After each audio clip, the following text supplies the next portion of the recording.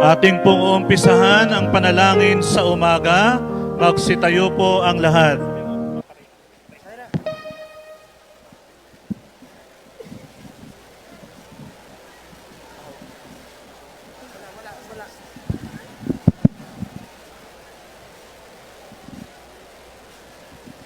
Panginoon, buksan mo ang aking mga labi at pupurihin ka ng aking bibig. Papuri sa Ama at sa Anak at sa Espiritu Santo, kapara noong una, ngayon at magpasawalang hanggan. Amen. Halina't sambahin ang Kristong Hari na itinampok sa krus para sa ating kaligtasan.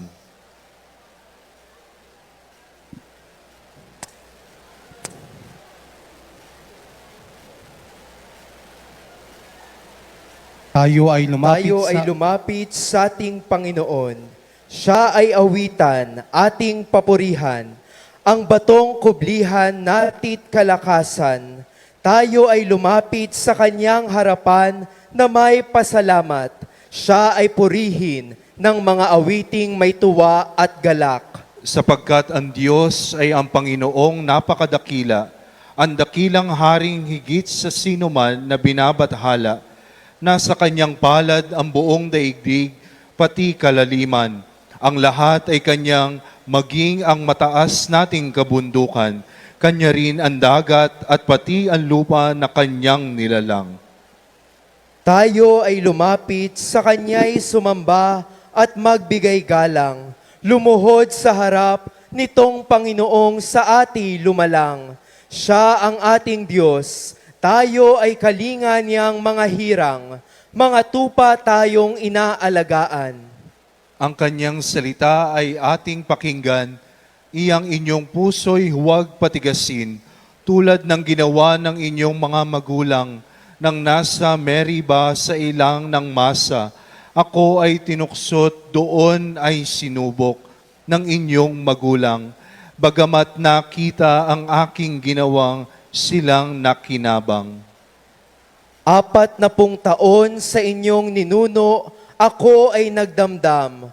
Ang aking sinabi, sila ay suwail, walang pakundangan, at ang mga utos ko ay sinuway.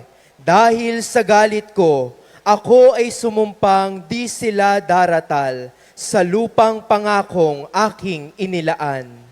Papuri sa Ama at sa Anak at sa Espiritu Santo. Kapara noong una, ngayon at magpasawalang hanggan. Amen.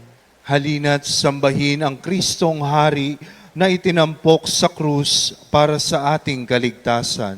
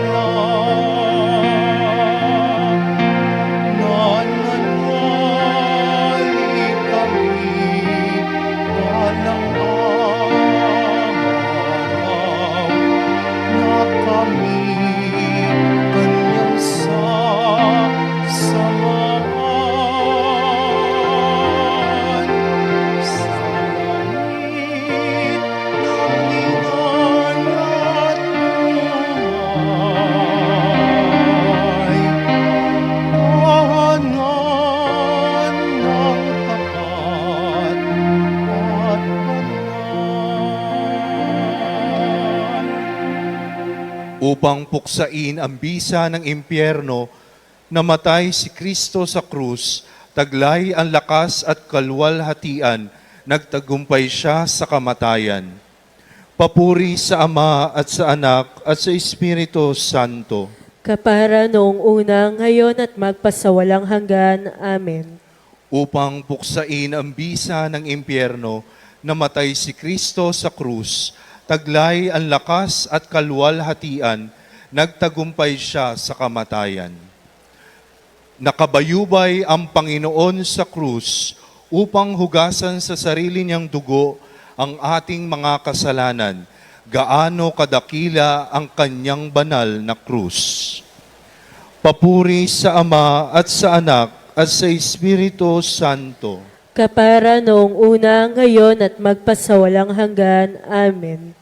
Nakabayubay ang Panginoon sa krus upang hugasan sa sarili niyang dugo ang ating mga kasalanan. Gaano kadakila ang kanyang banal na krus. Gaano kaningning ang mamahaling krus na naghatid ng ating kaligtasan. Sa krus tayo ay nagtagumpay, sa krus tayo ay naghari. Sa pamamagitan ng krus, lahat ng kasamaan ay mawawasak. Aleluya. Papuri sa Ama at sa Anak at sa Espiritu Santo. Kapara noong una, ngayon at magpasawalang hanggan. Amen. Dapat tayong lumuwalhati sa krus na ating Panginoong Hesukristo. Pagbasa mula sa sulat sa mga Hebreo. Subalit alam natin si Jesus, kahit nasa kaunting panahoy, ginawang mas mababa kaysa mga anghel, ay binigyan ng karangalan at kaluwalhatian dahil sa kanyang kamatayan.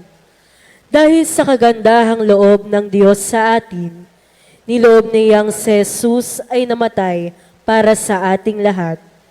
Sa pamamagitan ng pagtitiis, siya'y ginawang ganap ng Diyos. At nang sa gayon, ay makapagpadala siya ng maraming tao patungo sa kaluwalhatian. Ito'y dapat lamang gawin ng Diyos na lumikha at nangangalaga sa lahat ng bagay, sapagkat si Jesus ang tagapanguna ng kanilang kaligtasan. Ang salita ng Diyos. Salamat sa Diyos. Sinasamba ka namin, O Kristo, at pinupuri ka namin. Sinasamba ka namin, O Kristo, at pinupuri ka namin. Sa pamamagitan ng iyong banal na krus, iniligtas mo ang buong mundo. At pinupuri ka namin. Papuri sa Ama at sa Anak at sa Espiritu Santo. Sinasamba ka namin, O Kristo, at pinupuri ka namin. Sinasamba namin ang iyong krus, O Panginoon. Pinupuri at dinadakila namin ang iyong banal na muling pagkabuhay, sapagkat ang kahoy ng krus ang nagdulot sa daigdig ng kagalakan. Purihin ang Panginoong Diyos ng Israel, sapagkat nilingap niya at pinalaya ang kanyang bayan, at nagpadala siya sa atin ng isang makapangyarihang tagapagligtas mula sa nipi ni David na kanyang lingkod.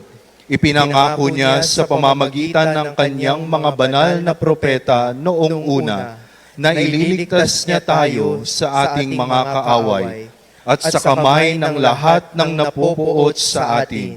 Ipinangako rin niya na kahahabagan ang ating mga magulang at aalalahanin ang kanyang banal na tipan. Iyan ang sumpang binitiwan niya sa ating amang si Abraham, na ililigtas tayo sa ating mga kaaway, upang walang takot na makasamba sa Kanya, at maging banal at matuwid sa Kanyang paningin, habang tayo'y nabubuhay.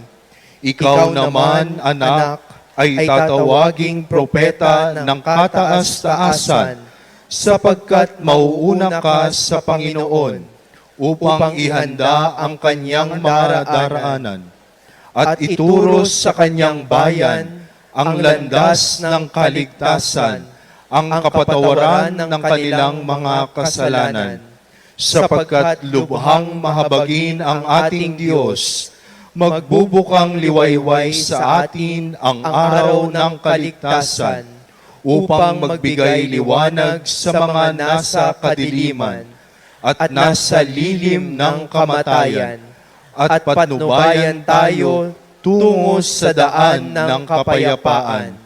Papuri sa Ama at sa Anak at sa Espiritu Santo. Kapara noong una, ngayon at magpas sa walang hanggan. Amen. Sinasamba namin ang iyong krus, O Panginoon. Pinupuri at dinadakila namin ang iyong banal na muling pagkabuhay, sapagkat ang kahoy ng krus ang nagdulot sa daigdig ng kagalakan. Manalangin tayo ng may tiwala kay Kristo na nagbata ng krus para tayo maligtas. Iligtas mo kami sa pamamagitan ng iyong krus, O Panginoon. Anak ng Diyos, pinagaling mo ang sambayanan ng Israel noong tignan nila ang tansong ahas. Ipagtanggol kami sa araw na ito mula sa nakamamatay na sugat ng pagkakasala. Iligtas mo kami sa pamamagitan ng iyong krus, O Panginoon. Anak ng tao, sa pagtaas ng ahas ni Moises, sa ilang kayo naman ay tinaas sa krus na nasaksihan ng lahat ng bansa. Itaas nawa tayo upang makabahagi sa tagumpay ng pagtatampok ng iyong krus. Iligtas mo kami sa pamamagitan ng iyong krus, O Panginoon. Nag-iisang bugtong na anak ng Ama, ikaw ay sinugo sa mundo upang ang lahat ng nananalig sa iyo ay hindi mapahamak. Ipagkaloob mo ang walang hanggang buhay sa lahat ng nagnanais makakita sa iyo ng mukhaan. Iligtas mo kami sa pamamagitan ng iyong krus, O Panginoon. Minamahal na anak ng Ama, sinugo ka hindi upang hatulan ang mundo, kundi maligtas ito. Ipagkaloob mo sa aming mga kapatid ang pananampalataya na magdadalas sa kanila sa huling araw sa kagalakang nasa langit. Iligtas mo kami sa pamamagitan ng iyong krus, O Panginoon. Walang hanggang anak ng Ama, sinugo ka upang magsaboy ng apoy sa mundo at niloob mo na magningas ito sa puso ng bawat tao. Ipagkaloob mo sa pamamagitan ng banal na pamumuhay, kami ay makarating upang makabahagi sa walang hanggang kaliwanagan at kaluwalhatian. Iligtas mo kami sa pamamagitan ng iyong krus, O Panginoon. Sa tagubilin na kagagaling na turo at utos ni Jesus na Panginoon natin at Diyos, ipahayag natin ang lakas loob. Ama namin, sumasalangit ka, sambahin ang ngalan mo, mapasa amin ang kaharian mo, sundin ang loob mo dito sa lupa para nang sa langit. Bigyan mo kami ngayon ng aming kakanin sa araw-araw at patawarin mo kami sa aming mga sala para ng pagpapatawad namin sa nagkakasala sa amin. At huwag mo kaming ipahintulot sa tukso at iadya mo kami sa lahat ng masama. Ama, bilang pagsunod ng iyong kalooban, tinanggap ng iyong anak ang kamatayan sa krus para sa kaligtasan ng sangkatauhan. Kinikilala namin ang misteryo ng krus sa daigdig. Matanggap nawa namin ang biyaya ng kaligtasan sa langit sa pamamagitan ni Jesucristo, kasama ng Espiritu Santo, magpas sa walang hanggan.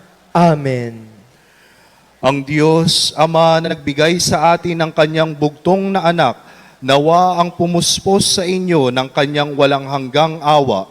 Ang Diyos, anak na ating Panginoong Jesus Nazareno, nawa ang magsilbing inyong halimbawa sa pagtahak sa daan ng krus, sa pagganap sa kalooban ng Ama. Ang Diyos Espiritu Santo nawa ang magbigay sa inyo ng lakas para maging mga tapat na tagasunod ng poong Jesus Nazareno.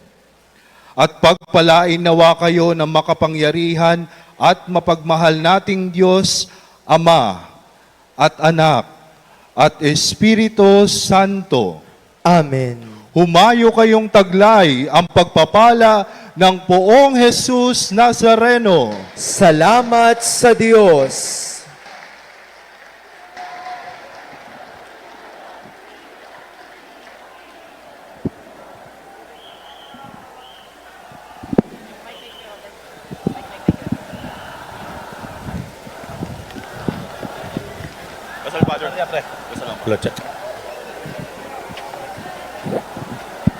Ave Maria, gracia plena, Dominus tecum, benedicta tu, benedicta tu in mulieribus,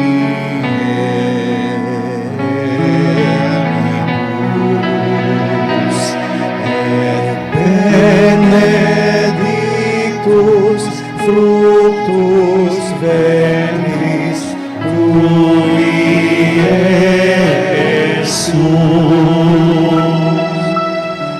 Santa Maria, Mater Dei, ora pro nobis peccatoribus, nunc et in hora mortis nostrae.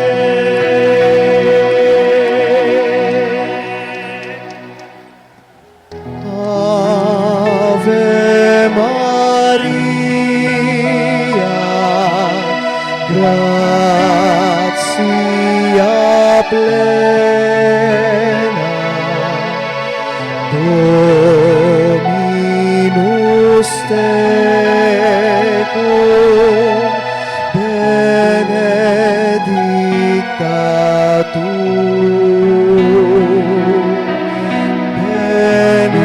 benedicta tu in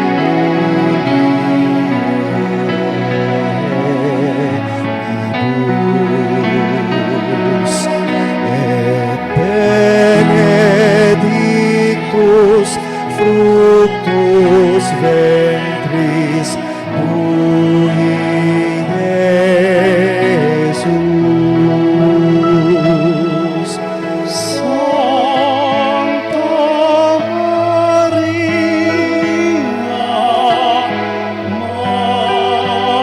Mater Dei, ora pro nobis peccatoribus, non et in hora mortis nostrae.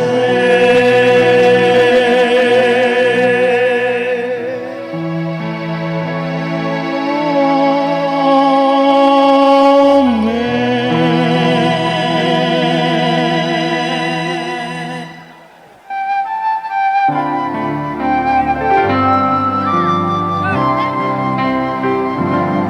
Nuestro Padre Jesús Nazareno, sinasamba ka namin, pinipinto ka namin, aral mo aming buhay at kaligtasan, Nuestro Padre Jesús Nazareno.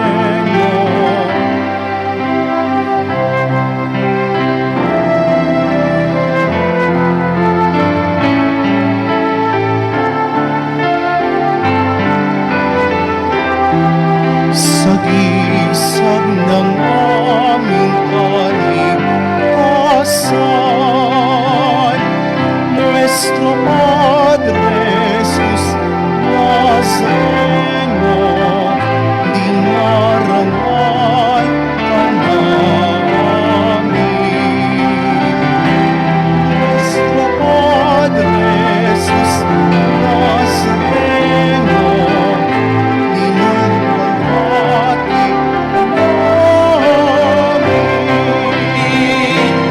Nuestro Padre Jesus Nazareno, dinarangal ka namin. Iwagayway po natin ang ating mga puting panyo para sa buong Nazareno. Dinulwalhati ka namin.